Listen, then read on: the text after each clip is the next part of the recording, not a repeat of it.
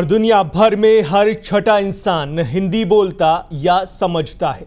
हिंदी दुनिया की उन चुनिंदा भाषाओं में से एक है जिनमें जो लिखा जाता है वही बोला भी जाता है। हिंदी राष्ट्रभाषा तो नहीं है, लेकिन राजभाषा है। बदलते समय के साथ ये माना जाने लगा है कि हिंदी का महत्व अब भी कम हो रहा है। हिंदी दिवस के अवसर पर हमने हिंदी से जुड़ी कुछ महिला साहित्यकारों से बातचीत की। हिंदी दिवस पर हिंदी को कहाँ पाते हैं आप?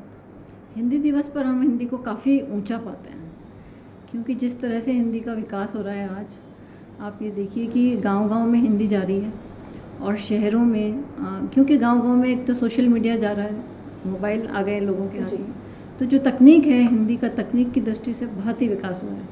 आप देखिए कि एक हम लोग कहते हैं कहने को कि भाई व्हाट्सएप पर आप जो बोल देते हैं वो दूसरे के पास चला जाता है, या आजकल जो तकनीक आई है हम कि बोल के हम हिंदी लिख सकते हैं, तो ये भी एक हिंदी का एक मतलब सकारात्मक पहलू है, क्योंकि सामने वाला उस लिखे हुए को पढ़ेगा ना, तो हिंदी तो पढ़ ही रहा है वो, चाहे वो बोल के पढ़ रहा है, और जो पढ़ने वाला है वो तो देख के ही पढ़ेगा, बोलने वाला बोल के पढ़ सकता है। जो उनको दिक्कत होती है हिंदी में, मैं आपको बताऊं कि हमारे कई व्हाट्सएप समूह ऐसे हैं जिसमें हैं तो सब हिंदी भाषी। अब हम यहाँ राजस्थान में रह रहे हैं तो ये हिंदी पट्टिका है, तो यहाँ तो सब हिंदी भाषी हैं, लेकिन वो सब इंग्लिश में ही लिखते हैं, लेकिन मैं हमेशा हिंदी में ही लिखती हूँ। उसमें ग्रुप में हिंदी में ही लिखा जाता है तो पढ़ते हैं उसको, और अब कई बार ये अच्छी सकारात्मक चीज़ है कि लोग हिंदी में ही जवाब देने लगे हैं।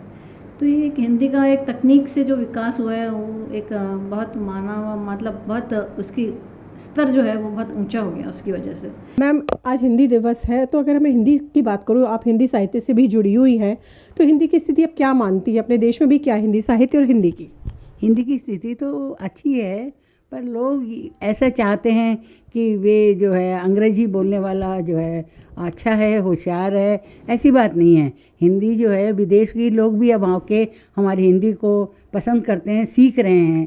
और एक विदेश से आते जाते रहते हैं, एक बड़े प्रोफेसर हैं जो डायरेक्टर भी हैं वहाँ के, तो उन्होंने यहाँ पर आकर कहा था कि हिंदी के क्या यहाँ की भारतीयों की संस्कृति और इनका रहन सहन, पहनावा, खान पान, ये सब इतना अच्छा है, उनके मौसम के अनुकूल और स्वास्थ्यप्रद है। फिर पता नहीं ये लोग क्यों यहाँ की कॉपी करते हैं। उनको बड़ा आश्चर्य हो रहा था कि ऐसा नहीं करना चाहिए। हम यहाँ उन लोग पिज़्ज़ा को और इसको खा रहे हैं, जबकि उनका खान पान खुद ही इतना स्वास्थ्यप्रद है। तो मुझे भी बहुत बुरा लगा कि हमें हिंदी का जो है, हम हिंदी छोड़कर सारे बच्चों को अंग्रेजी पढ़ाने में लग रहे हैं, जबकि विदेश के लोग यहाँ आके हिंदी सीख रहे हैं। हिंदी दिवस है, तो हिंदी दिवस के पर हमारे दर्शकों को अपनी तरफ से जो भी मैसेज आप देना चाहें। हाँ, मैं कह रही हूँ हमारे मातृभाषा को हमें जो है आगे बढ़ाने के लिए हमेशा कोशिश करनी चाहिए, और हमें और भाषाएं सीखनी चाहिए। हिंदी जानते हैं तो भी एक भाषा हमें अपने देश की आना चाहिए। फ्रेंच और जर्मन और वो सब हम सीखते हैं, वो भी सीखिए, परंतु हमारे देश की 2-3 भाषाओं का ज्ञान हमें होना चाहिए, और जिससे कि हम एक दूसरे को समझ सकें और साथ में रह सकें। हिंदी पढ़ाते भी हैं यहाँ पर। अगर मैं बात करूँ हिंदी की, तो वर्तमान स्थिति आप क्या मानते हैं? किस तरह हिंदी कहीं पीछे जा रही है इंग्लिश को देखते हुए, या फिर मतलब स्थिति ओवरऑल किस तरह की आप मान के चलते हैं हिंदी की हम बात करें तो? मैम, हम लोग हिंदी को लेकर बहुत प्रयासरत रहते हैं, और मुझे लगता है कि स्कूल में हिंदी को लेकर थोड़ा सा सरकारी स्तर पर प्रयास होने चाहिए कि बच्चों को अपनी मातृभाषा का ज्ञान इस तरह से दिया जाए कि वो पूरे आत्मविश्वास के साथ अपनी बात अपनी भाषा में कह सकें। जब हम बात करते हैं बच्चों से तो वो हिंदी और अंग्रेजी को थोड़ा मिक्स कर देते हैं, तो हम ये प्रयास करते हैं कि अगर आप अंग्रेजी में बात कर रहे हैं तो पूरी तरह अंग्रेजी में बात कीजिए।